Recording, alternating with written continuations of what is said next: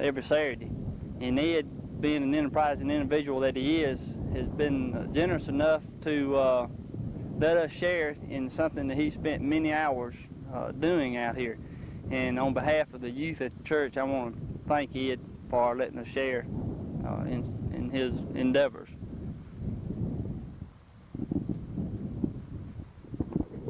And I'd like to personally thank these two gentlemen for taking out a little time today and to give us a call to come out and film this. As you can see, there are a whole lot of Christmas trees out here. And that reminds me of a joke that I know Gene Redwine's going to really appreciate that. You know what they call a farmer? No. He's a man outstanding in his field. Right. Right. Oh, yeah, while we're on camera here, I'd like to ask you, how do you plan to get your truck out of the mud? Charlie's going to pull me. Okay, what do you think about that, Charlie? I think I can handle that, no bigger than that machine is. Okay, would you guys like to throw a punch at Gene while he's sitting in the studio now? Well, Gene, he, I don't know whether we could find a punch worth throwing at him. We do want to thank y'all for coming out here and giving us the opportunity to be on television. Thank you. Sure, well, thank you guys. You guys have a Merry Christmas and good luck with the We church. appreciate it. So a farmer is a man outstanding in his field. Well, I guess you'd say in Ed and Charlie's case, they're out stuck in the field. We'll be back with the sports news after this.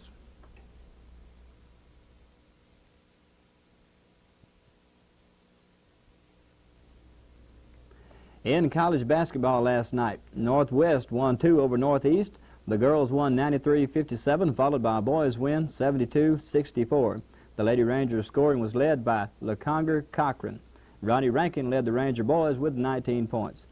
IJC split 2 with East Mississippi Junior College. The East Mississippi girls won 82-73, and the Itawamba boys won their game 74-66 after being behind several times in the game. From the University of Mississippi, we get word that Coach Sloan has confirmed that he's been contacted about some school positions from other schools, but at this time he has no immediate plans.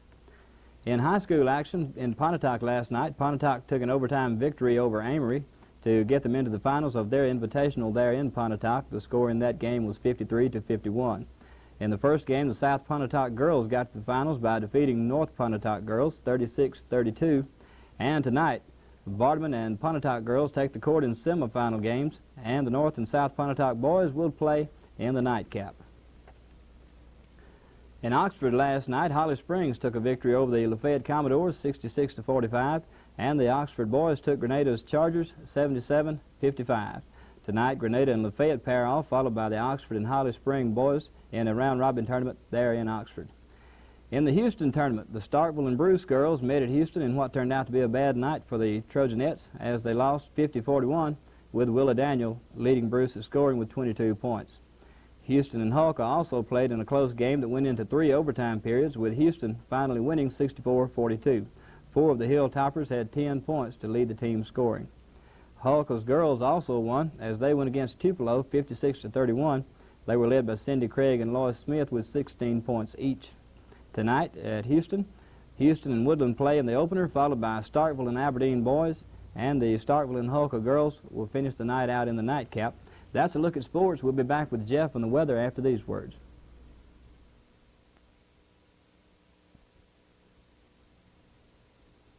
Taking a look at the weather for the Channel 7 viewing area. Tonight, there's a 100% chance for rain and thunderstorms, low near 70.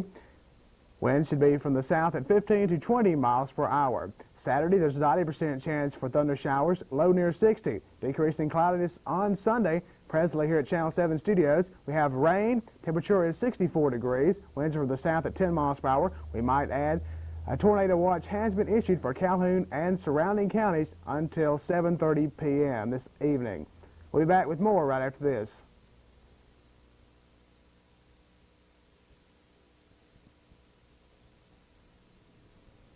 We've been asked to report again today that there's a $2,000 reward being offered for information leading to the conviction of the person or persons who shot and killed a pet beagle dog on or about November the 24th and wounded another in the upper part of the old Spratland subdivision.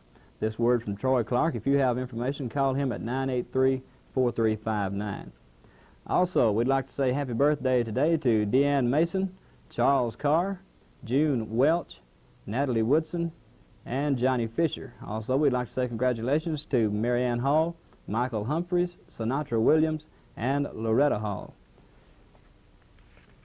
As Christmas is coming up, we have a special offer here at Channel 7 we'd like to let you people take advantage of. If you'd like to wish somebody a Merry Christmas, we'd let you come down here to the station and do it on tape, and we can be playing it back between now and Christmas as many times as you'd like.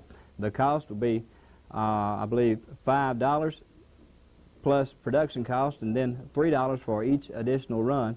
Or you can go to the tower and do it live at a cost of $5. If you're interested, it may sound confusing, just give us a call here at 983-2801. We'll be glad to talk to you about it. This is supposed to start Monday, so you can be getting ready. We'll be back with a closing word after this.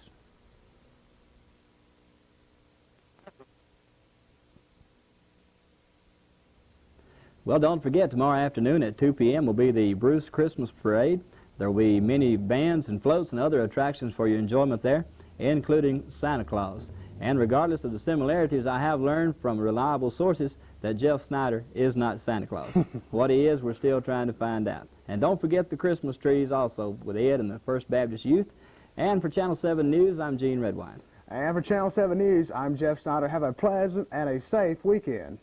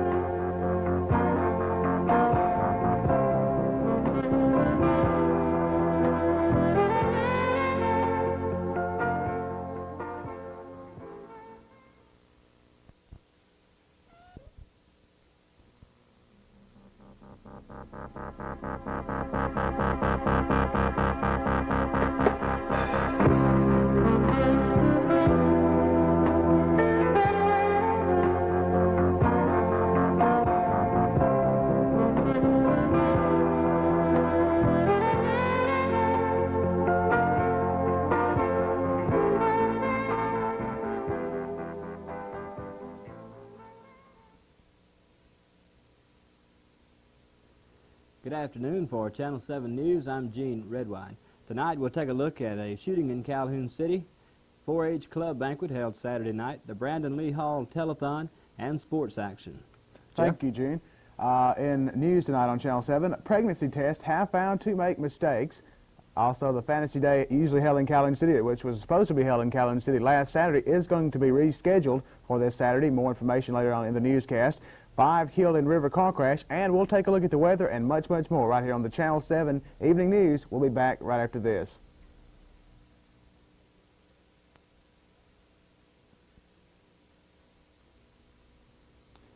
Friday night, Derma police were called to investigating a shooting incident there.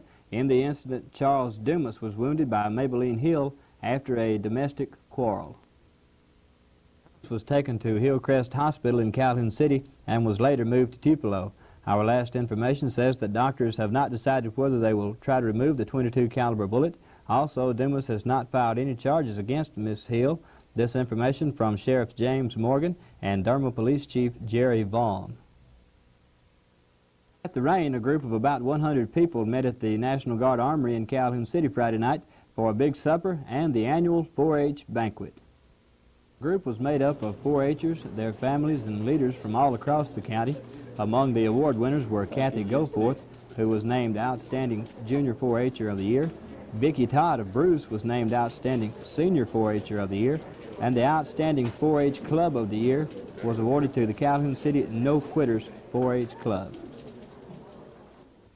Among the dignitaries on hand for the evening of activities at the 4-H Club banquet were Terry Hutchinson of the Bank of Mississippi at Vardaman, Gwen Winter with Winter Cotton Company, Joe Goforth with the County Extension, and Charles Howell with the Calhoun City Cable Company. Grenada Office Supply. It gives me a great pleasure to present the 1982 club. This year's Junior 4-H of the Year has participated in many 4-H activities. She is an officer of her local. It gives me great pleasure to recognize the outstanding senior 4-H club for 19 senior 4-H club. And the Gospel Singers Association held their annual Christmas supper, the first annual Christmas supper, Friday night also. There weren't any awards given, just a lot of good singing Good food and good fun as the various groups took turns entertaining one another at the Reed Community Building. Well, there's a shot of yours truly and William Morgan trying out some of that good food they had over at the Reed Community Building. Later we got a chance to watch some of the groups in action. Some folks you might know. Let's take a look at some of it. Local gospel music talent, including our own William Morgan back on the bass fiddle, Ronald Fallon on guitar, several others you may know, Jerry Smith, this is Robert Baker, different members of the Good News Trio, all doing a real fine job jamming here tonight at the Reed Community Center Christmas party for the Gospel Singers Association.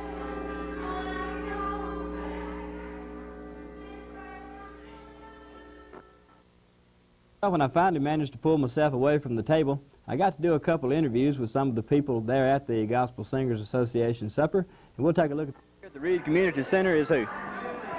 Charles Christman. Charles Christman. What part do you play in this organization? Well, I'll tell you, I've been the MC ever since it started, and so I'm just real fortunate, or I guess you might say it's an honor to me to get to be the MC of this Gospel Music Association and go from town to town with all these groups. Gene, it gives me a thrill just to associate with Christian people like they are, and go from town to town and introduce them like I do. Well, you know, you're building yourself up a pretty good reputation. We get a lot of people asking who it is emceeing these shows that we've been playing back, and the ones that do know you all got something good to say about you, so you must be doing a good job. Well, I'm real proud. They think I'm doing a good job. A lot of them tell me, says, Charles, maybe you need to watch your language a little bit. But I tell you the way it is with me, Gene. I just believe in being old Charles everywhere I'm at. And so maybe that's the reason the people likes me. I don't try to put on. I'm just Charles everywhere I'm at, Gene. Well, you can't hardly be anything else if you're around folks that know you can. That's right. I've learned down through life, if you try to put on a show, then you're sure going to mess up. And so I just be old Charles everywhere I'm at. Good enough, Charles. Thanks for talking to us, and y'all keep up the good work. Thank you, Gene. To some more of the people here at the singing, having a real good time, the Christmas party. Could y'all have your names, please? Greg Haynes. Judy Haynes. Man and wife. Yes. What group do y'all sing with? A new song from Water Valley. Is this group y'all been with all along? I know I've seen you singing around or something. Is this the same group you've been with all the time? We've been with a new song for almost 2 years. What have you got to say to the people, the gospel music fans around that may be watching tonight? I think this area, it's a singing area, and there's a lot of fans, there's a lot of groups, and everybody enjoys what they're doing. And I just appreciate all the fans coming out and supporting the association and supporting the newspaper. And we try to sing for the Lord, and that's what we do.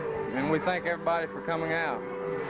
All righty, we thank you a lot. Have you got anything you'd like to say now? No, he said it all. Okay. More of the singers here at the Reed Community Center. Christmas parade for the Gospel, Christmas party for the Gospel Singers Association. Reed Community Center tonight, where we're listening to some real fine singing. We've got the president of the Gospel Singers Association with us tonight, Mr. Billy Joe White. Mr. White, can you tell us exactly what's going on here? Well, we've started in April, formed an association, and the Lord blessed us, and tonight we decided to have a Christmas supper with all the groups and their families, and it's turned out fine. Looks like everybody's having a real good time. Oh, we're having a time tonight. Groups dividing up and singing songs, and it's a good time.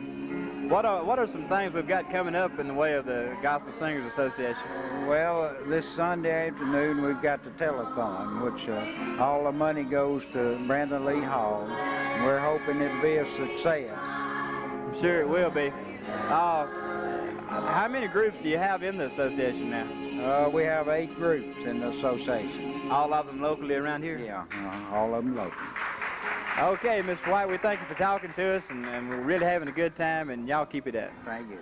This is Gene Redwine, Channel 7 News. The GSA Christmas Supper. We'll be back with more news on the Brandon Lee Hall Telethon after these words.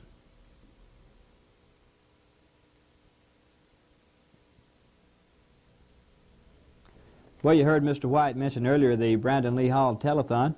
The 3-hour telethon broadcast here on Channel 7 was a success, with almost $4,000 being donated for Brandon's surgery. Those in attendance were entertained by area groups as well as out-of-state groups. The MC for the telethon was Mr. Jim Clymer of KWAM Radio in Memphis. In addition to the singing, there was an auction conducted by Charles Cressman, auctioneer. Phones were set up by the Bruce Telephone Company to allow viewers to call their donations in. The phones were manned by members of the GSA and other volunteers. It was a new experience for this area, and we at Channel 7 were proud to be able to broadcast it for you. The GSA thanks everyone for their support and participation, which was tremendous. A special appreciation goes out to Mr. Harry Waller of the Bruce Telephone Company and WJRL Radio in Calhoun City, who raised $800 through roadblocks and other fundraisers. And we get reports today that Brandon is better, and the best news of all is that with the money collected yesterday, the $75,000 operation expense is covered. A hearty thanks to all who helped, and it's hoped that Brandon can have the operation very soon. Well, Christmas is almost upon us, and tonight is a big night in the area. The city of Pontotoc is having their Christmas parade, and we sent Al and John up to Pontotoc today to see what was going on in anticipation of tonight's parade. This is Al Steele for Channel 7 in Pontotoc, and I'd like to take time out to wish the cast and crew from Channel 7 a very Merry Christmas and say hi to Gene. We're in Pontotoc today filming some of the Christmas views. They're having a big Christmas parade here tonight, and the Bruce High School Marching Band will be performing here. Once again, we're in Pontotoc having a very Merry Christmas. We're going to take a few scenes now from around the town and show you more of those coming up now. It's going to be a big Christmas parade up here tonight, and a lot of the high school marching bands will be here in Pontotoc to bring you great Christmas music and a whole bunch of entertainment tonight. Parade starts at 6 o'clock down the main street here. With me is John Anderson. He plays the trumpet for Bruce High School, and he'll be in the marching band tonight here in Pontotoc, and he'll be marching right around this square. What do you think about that, John? It's all right. How do you think Bruce is going to do tonight as far as marching here in Pontotoc with the cool weather? I believe we'll do pretty good. It'll be our first parade this year. We were supposed to march in Tupelo, but due to the storm that we had, we didn't march last Friday night.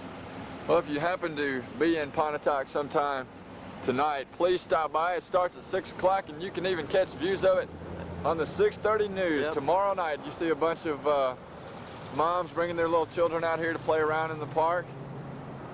Well, we hope to see you there. All right, this is Al Steele and John Anderson from Pontotoc, and we hope your Christmas is a merry one.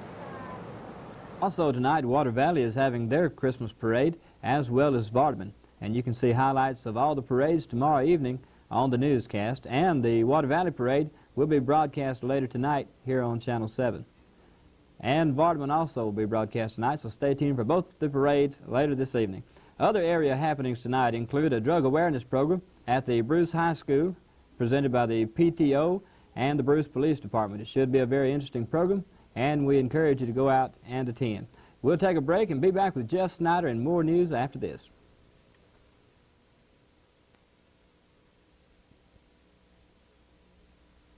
In other news, Mr. and Miss Candy Cane contest will be held December the 12th at the American Legion Building in Calhoun City. There will be one winner and 3 alternates. And there will also be 9 age divisions for all ages. Also, there will be a $10 entry fee. The admission fee is $2 for adults and $1 for children at the door. For more information, you can call Bunny Tunnel at 983-7237. Fantasy Day in Calhoun City will be held this Saturday. It's going to be held on the Calhoun City Square from 10 a.m. to 3 p.m. There will be a live nativity scene, kiddie train rides, and an air gun booth will be set up also, and Big Bird will also be there. That's Fantasy Day this Saturday on the Calhoun City Square from 10 a.m. to 3 p.m. Other area news, talk about an ouchless bandage. Here's one you can pour right on your skin. That's right, I did say pour. Researchers at Ohio State University report they've discovered a new aqueous gel called Puronic Polyol F127. While they may not be very good at coming up with catchy titles, they may have come up with a new breakthrough for medicating skin wounds. F127 acts like a gelatin in reverse. It solidifies when heated and melts when cooled. Even more important, it readily releases any drugs dissolved on it, so ideally it could be cooled into a liquid and poured onto a wound. 5 Mississippi residents were presumed drowned after their speeding car tore off and went down a 120 feet fall from a bridge railing and plunged into the rain-swollen Pearl River early Sunday. One passenger survived by escaping from the 1982 Dodge Charger just before it sank. She clung onto a log, and she was spotted and rescued by a boater. Those presumed dead were identified as Tony Williams, age 26, Bassamy Caden, age 36, Malshi Kadam, age 26, and Amaram Kadam, age 5, and Aftab Kadam, 9 months of age. They were all of DeKalb. The Kadams were road members of a Muslim commune en route from DeKalb to New Orleans to peddle homemade jewelry. Their relation was uncertain. The survivor was Severine Furdon, age 34, of New Orleans, who suffered only minor injuries.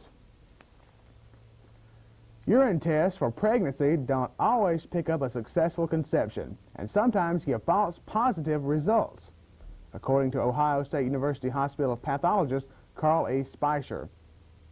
And this applies to sophisticated hospital laboratory urine tests as well as pregnancy test kits available over the counter at local drugstores. The problem lies in the fact that urine test doesn't actually test for pregnancy. All the urine tests do is check for a substance called HGC, and HGC is found in the blood. HCG is in the blood of pregnant women, but it can appear for reasons other than conception in both women and men. Not only that, but other hormones can interact with HCG present in the system and also give a false indication of pregnancy. Urine tests also miss ectopic pregnancy, those taking place outside the uterus and in the fallopian tube. The urine tests are at their most sensitive about 2 weeks after the first missed period of a suspected pregnancy. Blood serum tests specifically for HCG are more accurate. Well, the weather was kind of rough over the weekend. There were numerous reports of high water and hard rain Friday night. Rain continued Saturday, causing the postponement of the Bruce Christmas Parade and also the Calhoun City Christmas Parade. Sunday, the rains left and temperatures dropped, a big change for those bringing back those 70-degree temperatures we had last week. We also got a call about some weather-related damage Saturday, and William Morgan went to take a look at it. This van had a very rough weekend, and it's all due to the cause of the weather. William Morgan has this story. We're on location here in the front yard of Mr. Edsel Blunt's house, and it looks like we had a little disaster here with the tree blowing over on the pickup. I got the gentleman standing here beside me where the where the van was mashed. What's your name? William Blunt. William Blunt. I'm talking here with William Blunt. We're looking at his van. When did this happen, William? About 15 to 11. We was out there on a crushing feed, and the fella in the house come out there and asked him if there was anybody in it, and I told him no, but he said there's a big tree laying across it. So that's what we found when we got out here. Well, there's sure a big tree laying across it. Did the wind, I believe you told me a minute ago the wind came from back over this way? Yeah, sort of northeast there, I reckon. It blowed a pine tree, a couple of pine trees down out there, and that's all the damage we've seen so far. How you plan to get all that off? Well, I reckon we'll take a chainsaw and try and cut it up and drag it off with a tractor. How you going to get home tonight? I reckon Edsel will take them. Well, it's not funny, but it sure does look kind of strange, don't it? Yeah, it does. It's bad. Well, we're sorry that happened, but, you know, things like this do happen, and we thought we'd get out here and get a shot of it, let the people see what's happening.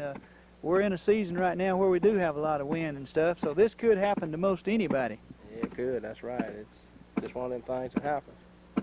Well, William, we appreciate you talking with us this morning, and we'll catch you a little bit later, okay? This is William Morgan for Channel 7 News. Thank you. And it appeared to be more than feed got crushed in that incident. And speaking of weather-related accidents, we'll be back with the complete weather update right after this on the Channel 7 News.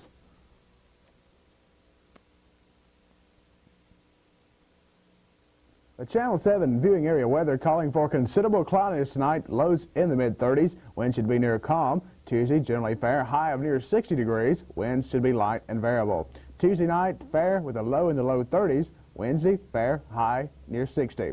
Presently now at Channel 7, we have 56 degrees, and the winds are from the east. Taking a look at another news item of interest, the selection of a jury for a federal fraud trial of Okolona resident Howard Gunn will begin at 1 p.m. today in U.S. District Court in Oxford. U.S. Attorney Glenn Davidson said that the government plans to call about 60 witnesses in the trial. Davidson said he expects the trial to last about 10 days. Gunn's attorney, Grady Tollison of Oxford, said he has 30 potential witnesses. Gunn, a former president of the defunct Ministerial Institute and College in West Point, pleaded innocent in August charges of defrauding the federal government of more than $1.3 million in federal grant funds received by the school. Gunn is charged with falsely obtaining basic educational opportunity grants for students enrolled in the West Point Ministerial College from 1976 to 1980. We'll be back with Gene and much more right after this.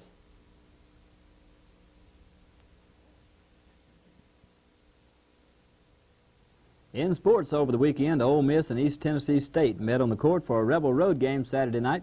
The Buccaneers moved out in the second half with 14 points scored over a 6-minute span. The final score in an upset for the Rebs was 69-63. Ole Miss leading scorer was Eric Laird with 16 points. The record for Ole Miss now is 1-1.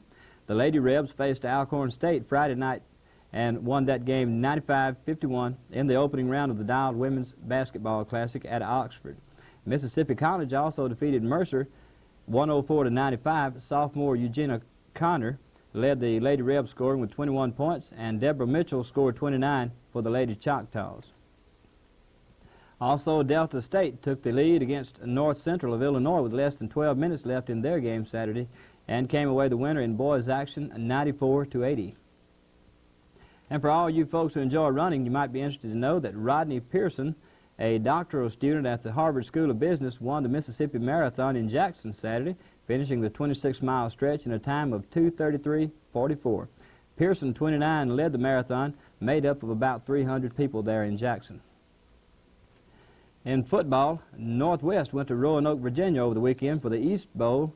They went up against the Ferrum Panthers, ranked number 6th in the country. The Rangers came away victorious by a score of 16-9. Most of the Rangers' points were scored by Mark Robbins and Keith Stribling. The win gives Northwest a chance at the national championship to be decided by a vote. Also in college, Coach Sloan is talking to officials at the Duke University about a possible job there. He has confirmed this. He confirmed it last night.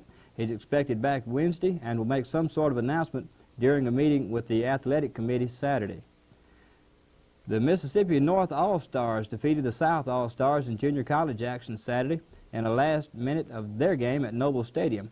Quarterback for the North All-Stars was Tommy Marshall from East Mississippi Junior College. In high school basketball at the Pontotoc Invitational, South Pontotoc's Cougars and Lady Cougars took the titles in the Pontotoc Invitational. The girls beat the Pontotoc Lady Warriors 36-31, and the North Pontotoc boys defeated the Warriors 55-49. In the Oxford round robin, Holly Springs took the Grenada Chargers 68-34, making them the first place finishers, and Oxford's Chargers overwhelmed the Lafayette Commodores 74-56. Oxford's leading scorer was David Coleman with 21 points. And at the Houston Invitational, Houston defeated Aberdeen in a close game. The score 62-58 with Ace Pulliam leading the scoring with 14 points. And the Starkville girls took another close one over the Lady Toppers 40-37. Cynthia Autry scored 10 for the Houston Lady Hilltoppers. So the Houston Hilltoppers and Starkville Lady Yellow Jackets come away the champions of the Houston tournament. Tonight, Bruce and Coffville will play at Coffville. I stopped by the Bruce Gymnasium yesterday afternoon and watched some of the Trojans practice, and they looked real good. I talked to some of them. They were really fired up and ready to play. Looking forward to the game. They'll be playing in the New Albany tournament later this week. Saturday night in local action, the Calhoun Academy went up against Kruger-Takula. The girls from the Calhoun Academy won 47-17. Tracy Hamlin, Angie Hamilton, and Donna Bryant leading the scoring. In the boys' game, the Calhoun Academy boys scored 31, Kruger-Takula 50. Philip James led the scoring for the Academy, with 13 points. There was a game scheduled tonight at Calhoun Academy. We had planned to go and tape the game for you. However, it has been canceled due to a death in the family of the coach from West Panola. I'm sure the game will be rescheduled for later. That's a look at sports. We'll be back with Jeff and more after this.